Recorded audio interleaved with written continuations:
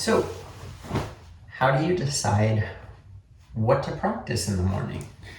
Time plays a huge factor in all of this. Like, how much time do you have? How much time do you allot yourself for your practice in the morning? But I find for myself when I'm practicing, it really depends on time, what I did the previous day. So like yesterday, I did a lot of biking with my family. I was doing some work on the boat as far as like cleaning some parts on the impeller. And so I was doing a lot of forward folds and decided that this morning, because I only had an hour and I needed to practice before teaching, that I was going to practice intermediate. So I did the first part of intermediate because I felt like I needed all the back bends as far as counteracting all the biking action that I was doing and the cleaning action. And so I needed to open up across the chest as well as kind of stretch into the deeper glute medial muscles. So that's why I did and chose to do intermediate. Usually before I teach a lead primary class, I practice primary, but again, it all depends on what I did the previous day.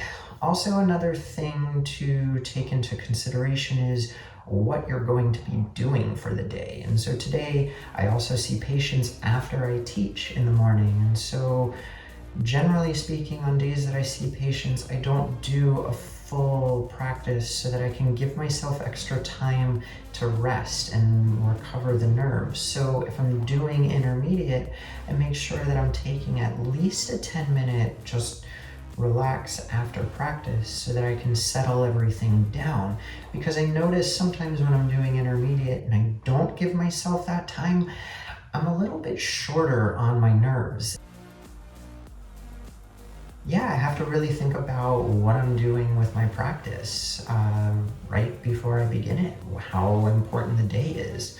So again, things that we need to consider when doing our practice is time, huge important deal.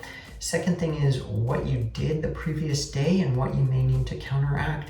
And the third thing that you need to figure out is how intense is it going to be for the rest of your day? Because your 2-hour practice that you practice in the morning, you still have another 18 hours to go of being with people, of family practice, of work practice, of life practice. And so if you give it all that you've got in those 2 hours and the rest of your day is shot,